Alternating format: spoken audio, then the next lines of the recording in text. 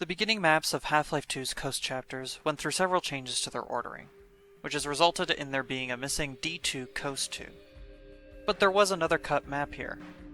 In the 2003 build, after defeating the gunship at what would become New Little Odessa, you transition into the Crane Dock map, though quite unexpectedly. The map was also cut by this point.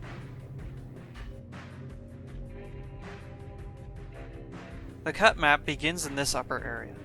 As you follow the path, you'll come to this large bay with a bridge.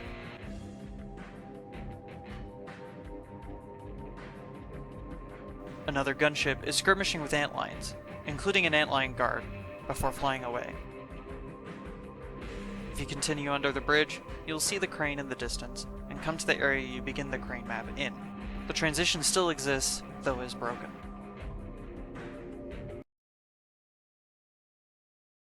One more driving section was originally planned for Half-Life 2. After going through the city streets of the Uprising, you'd find yourself in a park.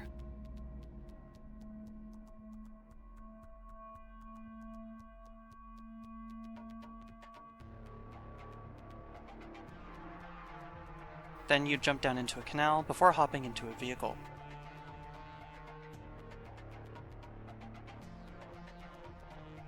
The scout car is used, but it's unknown if that was the intended final transport.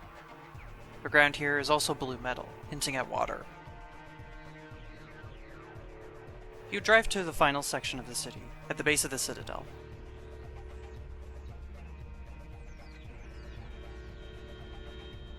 How you'd get into the Citadel is unknown, as the 2003 build doesn't include any of the Citadel chapters.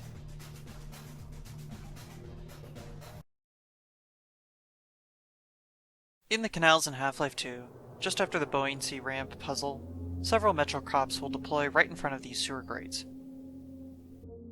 One of them will be open, allowing you to go inside. At the end of this flooded pipe, there will be some crates.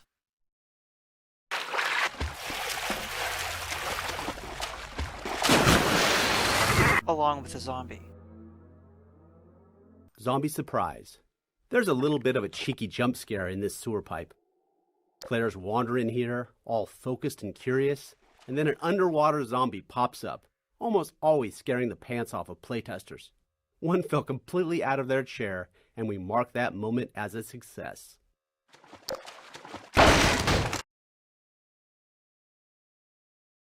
This steerable rocket launcher. Odessa Cubbage.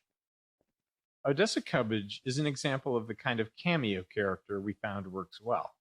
He's an entertaining guy with some entertaining details living inside his own little bubble. Since he doesn't leave his scenario, he's free to be exaggerated enough to stand out. We started with his model, which was repurposed from a cut section of the game, and named him after the title of a spam email we received. The model was originally a Norwegian fisherman, and it didn't quite fit as an Englishman, so we slapped a mustache on him, and in that moment, Odessa's character was born. He's ultimately a charlatan, with everything about him being fake. His accent, his mustache, everything. He would never put himself in danger, making him the perfect person to hand Gordon the RPG and explain exactly how to use it. And then I'll come right up and lend a hand.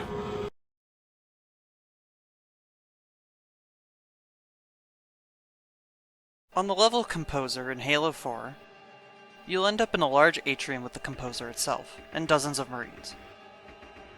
Going to the left around the Composer from where you enter, you'll find this platform with two Oni security soldiers having an issue with the Mantis. We need to test the Mantis. Can you try looking up for me? On it. Ah, come on. Who's the idiot who inverted the stick? There's a switch in the options panel you can toggle. Yeah, I just found it. Way better. It just doesn't make any sense. This thing's a mech, not a fighter.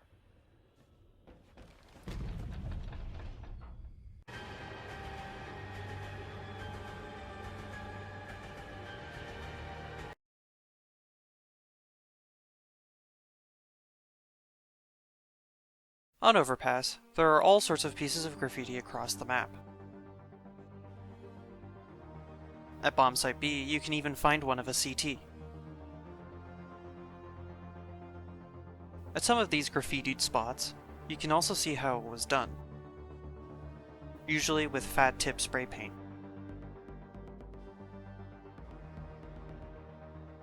In the bank's lower level, there is a calendar with a chicken on it.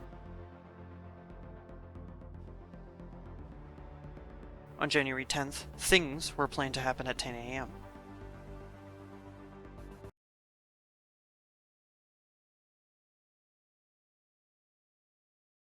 One of Cave Johnson's earliest mentions in the Portal games is actually in Portal 1. In Test Chamber 17, if you go behind the slightly ajar panel, you'll see some Ratman scribblings. Among his lamentations for the companion cube, Ratman actually took an image titled Our Founder and put a picture of the cube over it.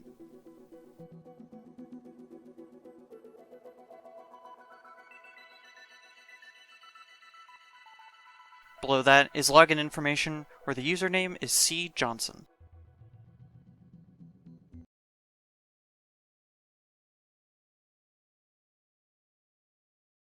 With the apocalypse in Left 4 Dead 2, quite a bit of trash has been left on the ground. Some of it is detailed enough to make out text or images.